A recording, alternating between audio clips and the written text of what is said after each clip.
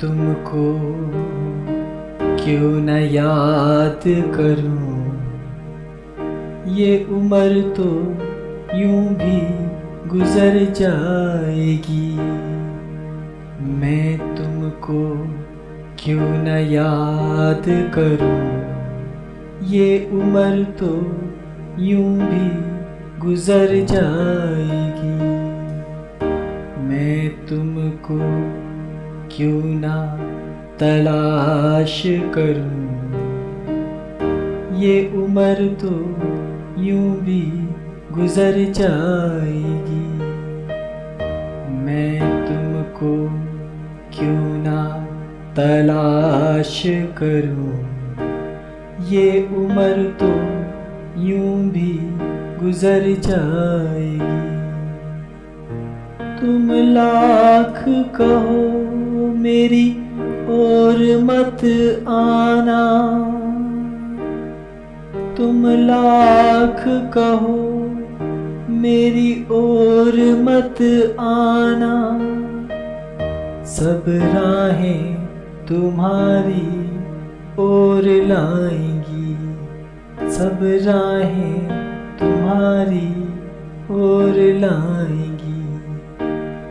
मैं तुमको क्यों न याद करूं, ये उम्र तो यूं भी गुजर जाएगी। मैं तुमसे क्यों न आस करूं, ये उम्र तो यूं भी गुजर जाएगी।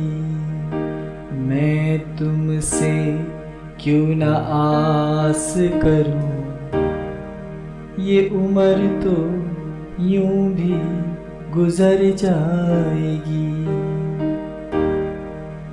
मैं तुम पर क्यों न विश्वास करूं, ये उम्र तो यूं भी गुजर जाएगी।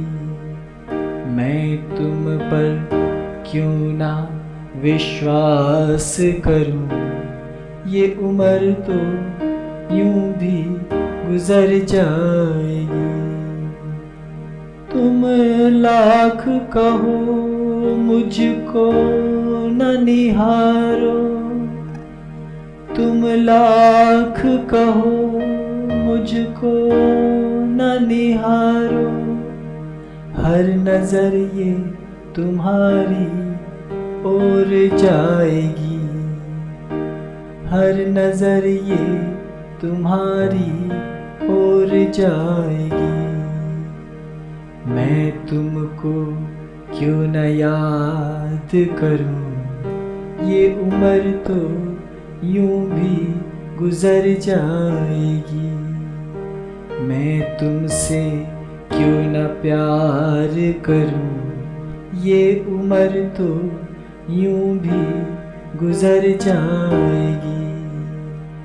मैं तुमको क्यों ना तलाश करूं, ये उम्र तो यूं भी गुजर जाएगी। तुम लाख कहो मेरी ओर मत आना, तुम लाख कहो मेरी ओर मत आना। सब राहें तुम्हारी ओर लाएंगी, सब राहें तुम्हारी ओर लाएंगी। मैं तुमको क्यों न याद करूं, ये उम्र तो यूं भी गुजर जाएगी। मैं तुमसे क्यों न आस करूं, ये उम्र तो यूं भी गुजर जाएगी। मैं तुमसे क्यों न आस करूं, ये उम्र तो यूं भी गुजर जाएगी। मैं तुम पर क्यों ना विश्वास करूं, ये उम्र तो यूं भी गुजर जाएगी, ये उम्र तो यूं भी गुजर जाएगी। तुम लाख कहो मुझको न निहारो, तुम लाख कहो मुझको न निहारो, हर नजर ये तुम्हारी ओर जाएगी, हर नजर ये तुम्हारी ओर जाएगी। मैं तुमसे क्यों न प्यार करूं, ये उम्र तो यूं भी गुजर जाएगी। मैं तुमसे क्यों न प्यार करूं, ये उम्र तो यूं भी गुजर जाएगी। मैं तुमको क्यों न याद करूं, ये उम्र तो यूं भी गुजर जाएगी। मैं तुमको क्यों न तलाश करूं, ये उम्र तो यूं भी गुजर जाएगी। तुम लाख कहो मेरी ओर मत आना, तुम लाख कहो मेरी ओर मत आना, सब राहें तुम्हारी ओर लाएंगी, सब राहें तुम्हारी ओर लाएंगी। मैं तुमसे क्यों न प्यार करूं, ये उम्र तो यूं भी गुजर जाएगी। मैं तुमको क्यों न याद करूं, ये उम्र तो यूं भी गुजर जाएगी। मैं तुमको क्यों न तलाश करूं, ये उम्र तो यूं भी गुजर जाएगी। तुम लाख कहो मुझको न निहारो,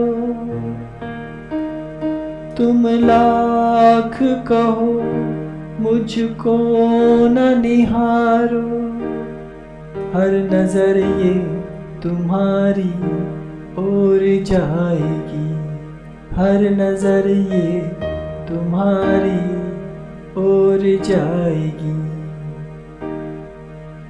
मैं तुमको क्यों न याद करूं, ये उम्र तो यूं भी गुजर जाएगी। मैं तुमको क्यों न तलाश करूं, ये उम्र तो यूं भी गुजर जाएगी। प्रणाम। साधक के जीवन में सफलता तब सुनिश्चित होती है जब उसे दृढ़ता का बोध हो। दृढ़ता हिंदी का साधारण शब्द है जिसका अर्थ है किसी एक विचार पर, किसी एक तत्व पर स्थित रहना और समस्त झंझावातों के बावजूद उस पद से, उस स्थिति से च्युत न होना। साधना मार्ग का भी दृढ़ता वो सोपान है जिस पर पहुंचने के बाद साधक की साधनाएं अवश्य फलीभूत होती हैं। लेकिन जितना सहज और जितना साधारण ये शब्द दृढ़ता है, उतना सहज और साधारण जीवन में इसका कार्यक्षेत्र नहीं है। साधक साधना तो करता है लेकिन 100% दृढ़ होकर नहीं करता। इसलिए साधना में सफलता संदेहास्पद हो जाती है, संदिग्ध हो जाती है। साधना केवल तभी फलीभूत हो सकती है जब ये दृढ़ता 100% अपने वास्तविक प्रारूप में, और कभी कभी छद्म दृढ़ता को हम वास्तविक दृढ़ता समझ लेते हैं।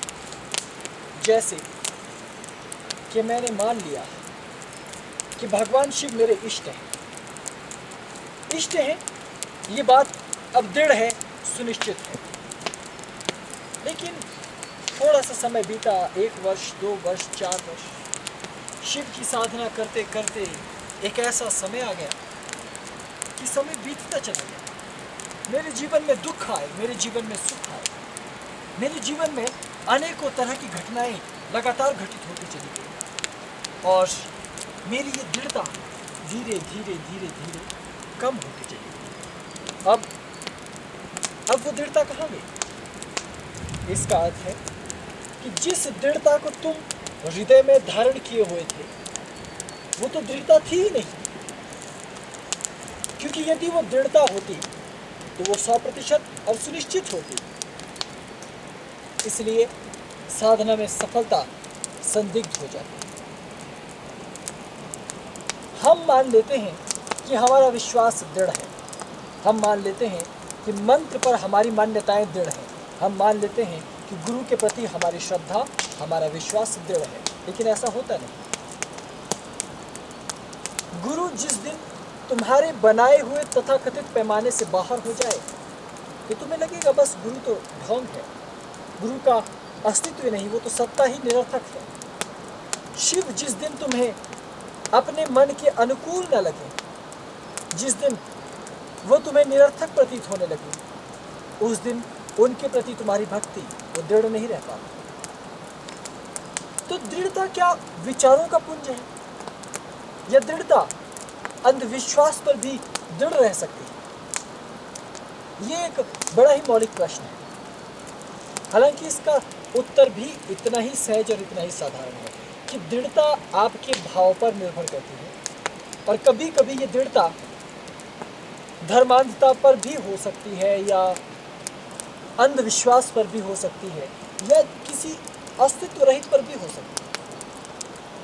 लेकिन यदि दृढ़ता हो जाए तो वो धीरे धीरे रंग अवश्य लाती है। इसीलिए श्रद्धा, भक्ति, विश्वास को बड़ा महत्व दिया गया है, क्योंकि भक्ति के मूल में दृढ़ता है, विश्वास के मूल में दृढ़ता है, और साधना के मूल में भी यही दृढ़ता है। साधक अपनी मनोकामनाओं के लिए अनेकों प्रकार की साधना करता है। कोई योग मार्गी साधना कहता है कि मैं प्राणायाम करूंगा और चित्त की वृत्तियों पर धीरे धीरे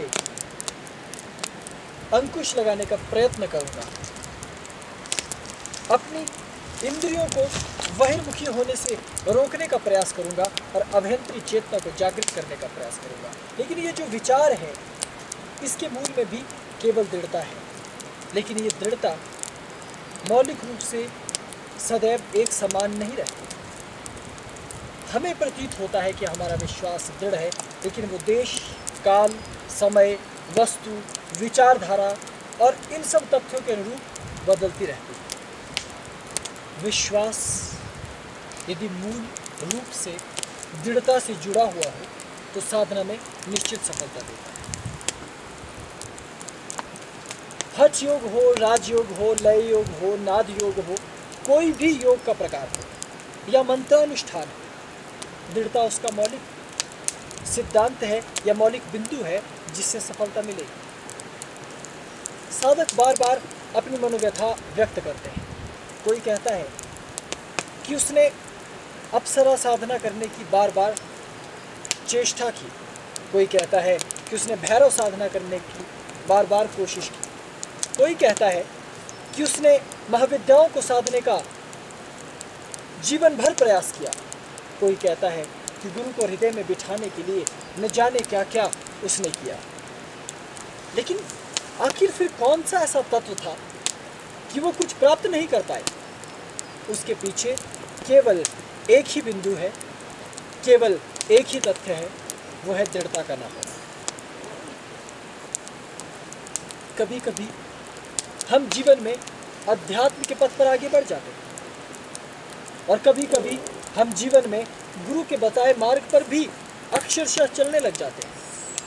कभी कभी हम व्रत, साधना, मंत्र जाप और योगिक कर्म कांड और अभ्यास भी करते हैं, लेकिन हाथ कुछ नहीं लगता, क्योंकि साधना में दृढ़ता तो है ही नहीं,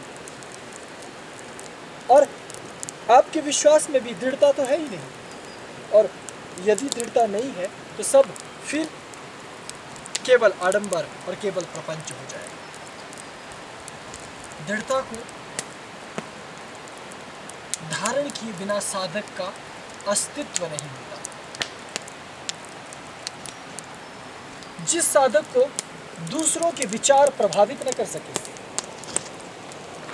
जिस साधक की चेतना को बाह्य अवयव प्रभावित न कर सके, जिस साधक की ब्राह्मी प्रज्ञा अपने पथ पर दृढ़ हो, जिस साधक का अपने गुरु पर विश्वास दृढ़ हो, जिस साधक की अंतश्चेतना सत्य मार्ग पर दृढ़ रहे, उसी के जीवन में घटना घटित हो सकती है।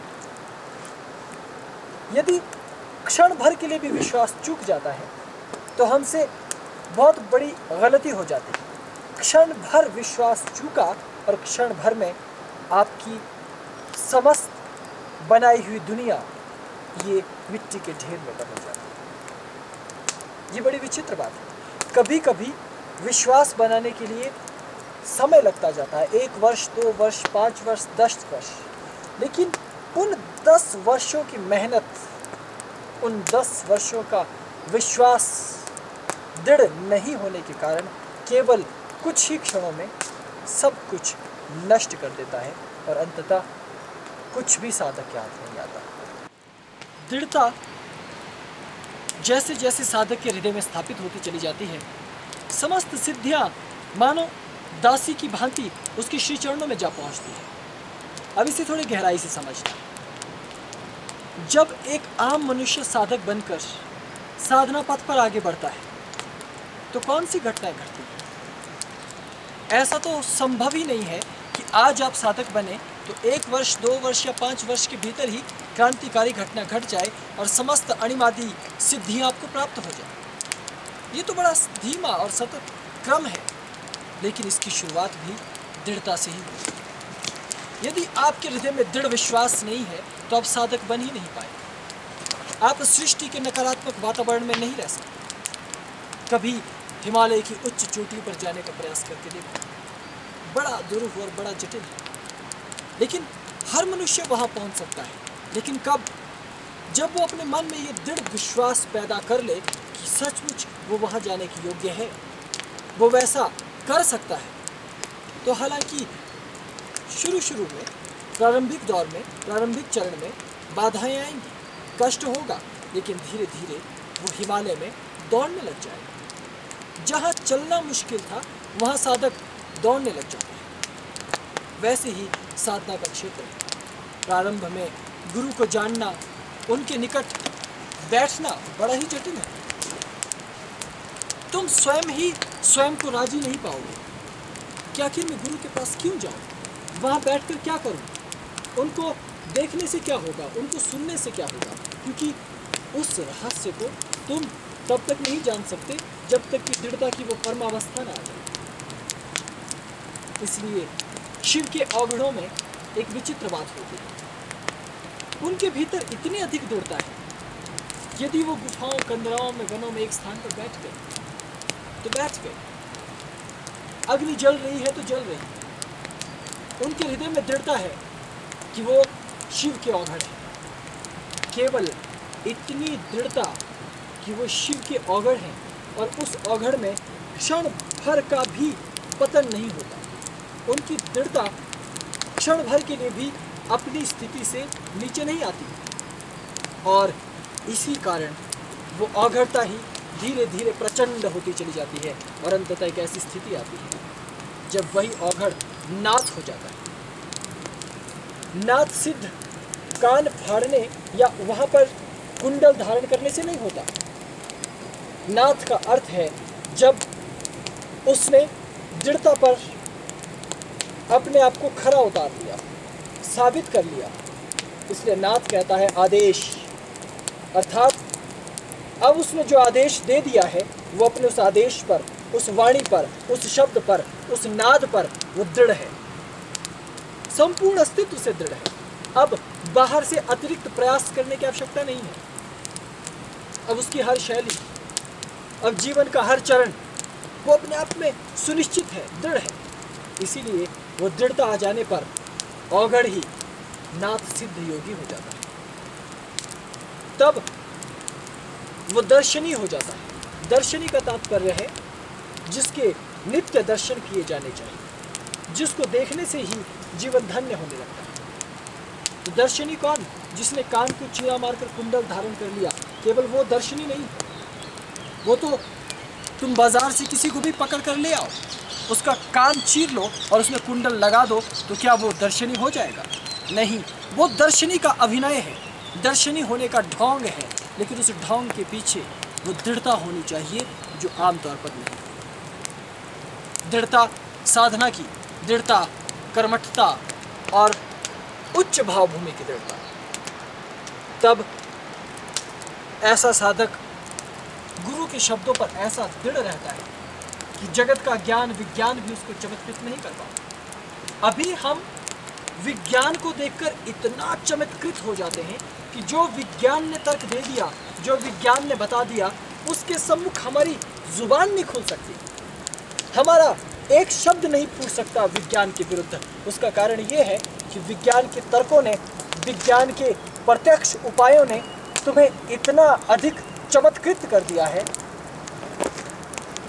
कि तुम्हारा विश्वास, तुम्हारे अध्यात्म की दृढ़ता अब वो डगमगाने लगी है। तुम्हारे भीतर का जो आसन है अब वो डोलने लगा है। तुम्हारे भीतर नैसर्गिक और आत्मिक आनंद नहीं है, उसका स्वर्ग नहीं है, क्योंकि तुम्हारे मन में विज्ञान ने ये बात डाल दी है कि यहाँ कोई स्वर्ग है ही नहीं, कोई परमात्मा है ही नहीं। तो फिर ऐसे में तुम्हारा क्या होगा? ऐसे में तुम्हारी साधनाओं का क्या होगा? क्योंकि तुम उस दिव्य आध्यात्मिक पथ पर दृढ़ हो ही नहीं पाओगे, क्योंकि तुम विज्ञान ही नहीं, विचार ही नहीं, सभ्यता के समस्त चमत्कृत कर देने वाले तत्वों से इतनी जल्दी प्रभावित हो जाते हो कि उसके बाद तुम्हारी बुद्धि अपने चमत्कार को नहीं देख पाती। तुम्हारी बुद्धि अपनी आत्मिक चेतना के चमत्कार को नहीं देख पाती, अपने आत्मिक आनंद के चमत्कार को नहीं देख पाती। तो ऐसे में सब कुछ अधूरा रह जाएगा, सब छूट जाएगा। तो फिर अध्यात्म के मार्ग पर कदम रखना ही मूर्खता है। दृढ़ता कहती है कि गुरु शिष्य में, गुरु के शब्द दृढ़ हैं, गुरु दृढ़ नहीं। लेकिन साधक ये जानता ही नहीं। एक बार एक गुरु और शिष्य वन प्रांत में घूमने निकले। साधना का समय था, दोनों वृक्ष के नीचे समाधिस्थ होकर ध्यान करने लगे। अचानक उस वन के मध्य रहने वाले हिंसक जानवरों ने उन्हें देख लिया और एक जंगली भालू उस मार्ग से होता हुआ जा रहा था। तो उसने शिष्य के सम्मुख ही गुरु को अपना शिकार बना लिया, अपना आहार बना लिया। गुरु के शरीर के चिथड़े चिथड़े कर दिए। शिष्य ने वो दृश्य पहली बार अपने जीवन में देखा कि उसका गुरु उसके सामने तड़प रहा। पेट की सारी खाल भालू ने एक ही पंजे से चीर डाली। शिष्य ने पहली बार देखा कि गुरु की छाती की हड्डियां साफ साफ नजर आ रही, उसके पीछे छलनी हो चुका सीना और उसके पीछे फेफड़े, वो सब नजर आ रहे हैं। खून बह रहा है और गुरु का शरीर शांत पड़ चुका है। बस इतना ही दृश्य देखा, शिष्य का मोह भंग। उसी समय उसे लगा कि अध्यात्म का पद तो कुछ है ही नहीं। इसे कहते हैं दृढ़ता का नहीं होना और दृढ़ताहीन मनुष्य का, दृढ़ताहीन साधक का अस्थायी चित्त, उसमें दृढ़ता है ही नहीं। देहानुगत गुरु, देहानुगत ईश्वर, देहानुगत अवतार, ये सब सीमित संसाधन है। ये केवल संसाधन है, उपाय हैं तुम तक ज्ञान पहुंचाने। इन उपायों के साथ जुड़ना मूर्खता है। इन उपायों के पीछे जुड़ जाना तात्विक दृष्टि में वही श्रेष्ठता है।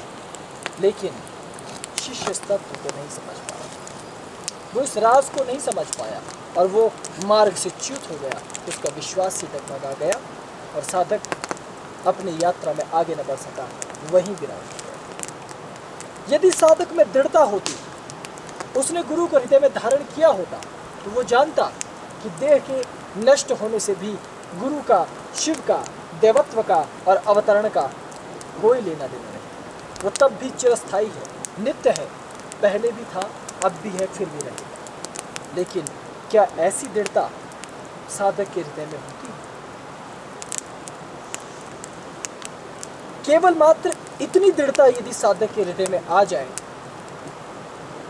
तो साधना की पहली उलझन, साधना का पहला वो सोपान जहां पतित होने की सर्वाधिक संभावनाएं हैं, साधक उस सीमा को लांघ जाता है। तब वो भ्रमों में नहीं पड़ सकता।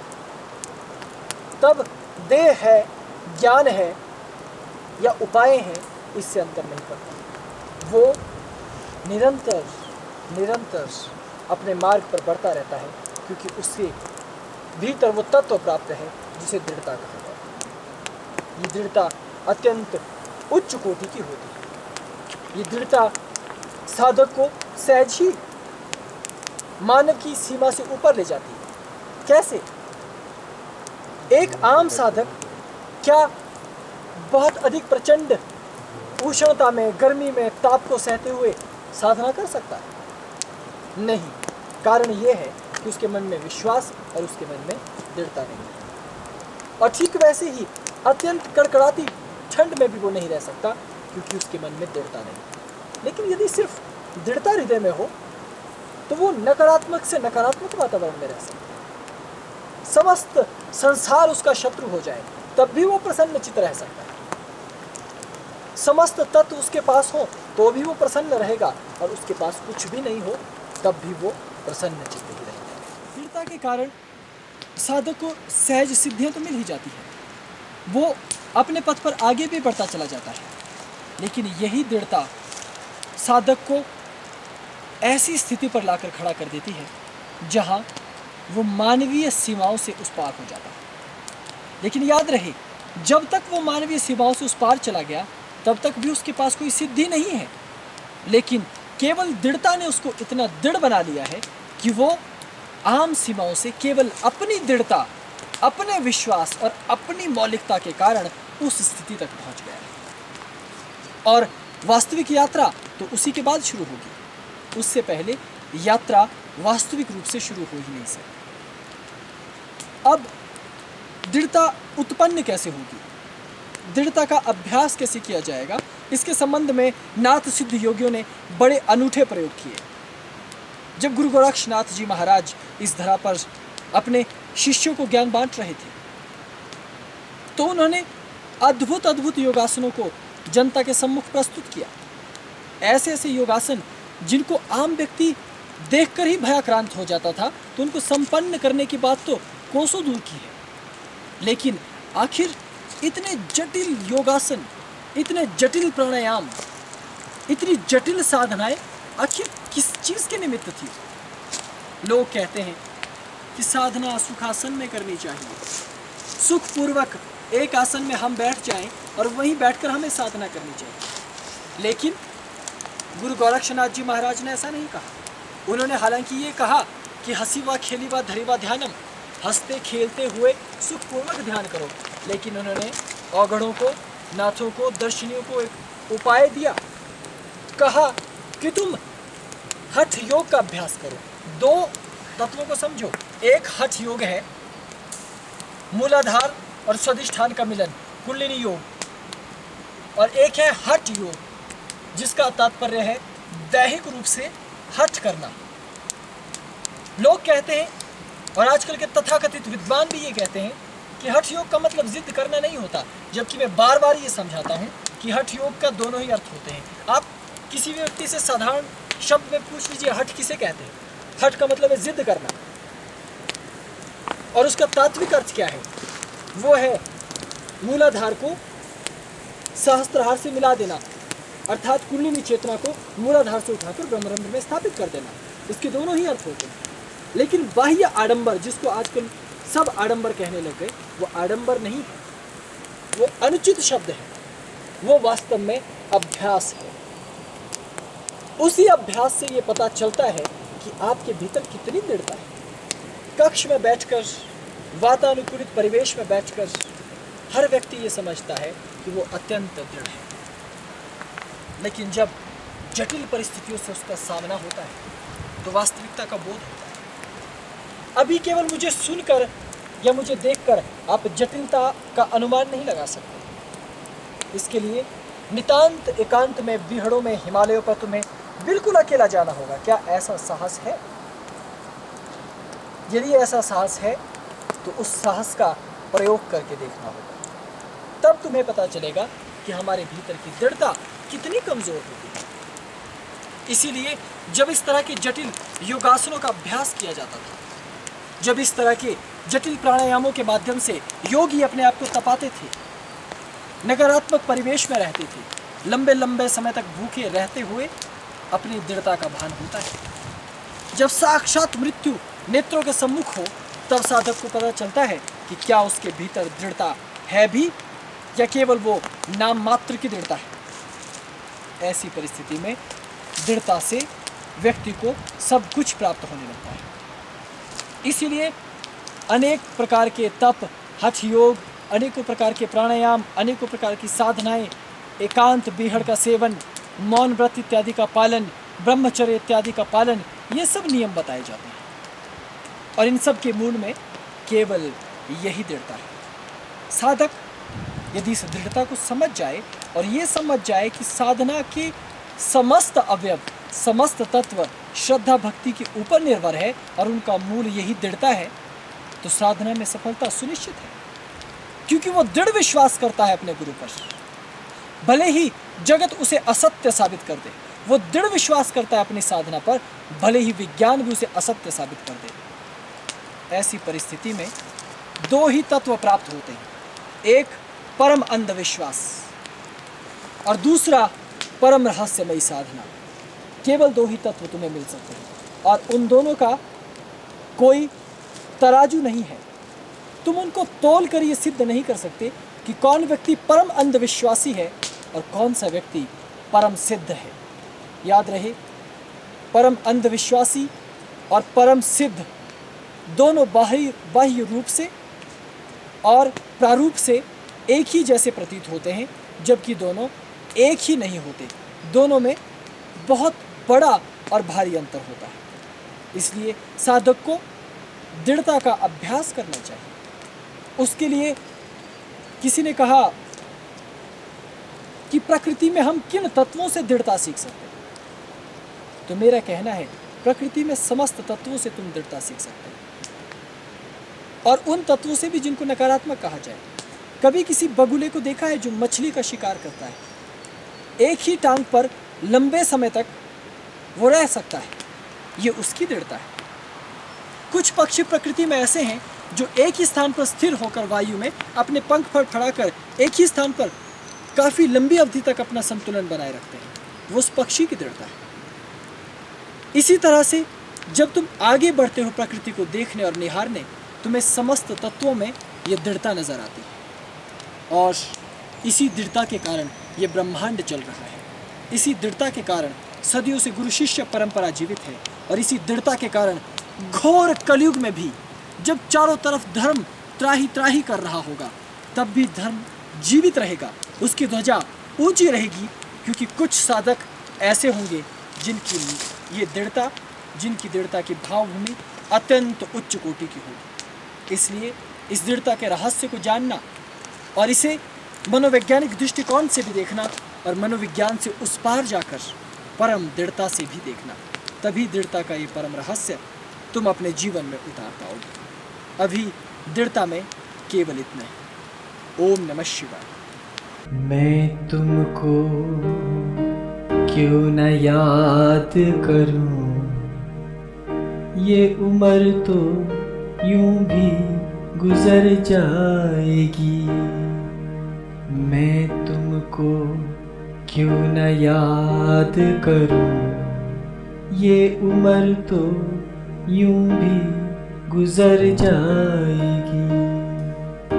मैं तुमको क्यों ना तलाश करूं, ये उम्र तो यूं भी गुजर जाएगी।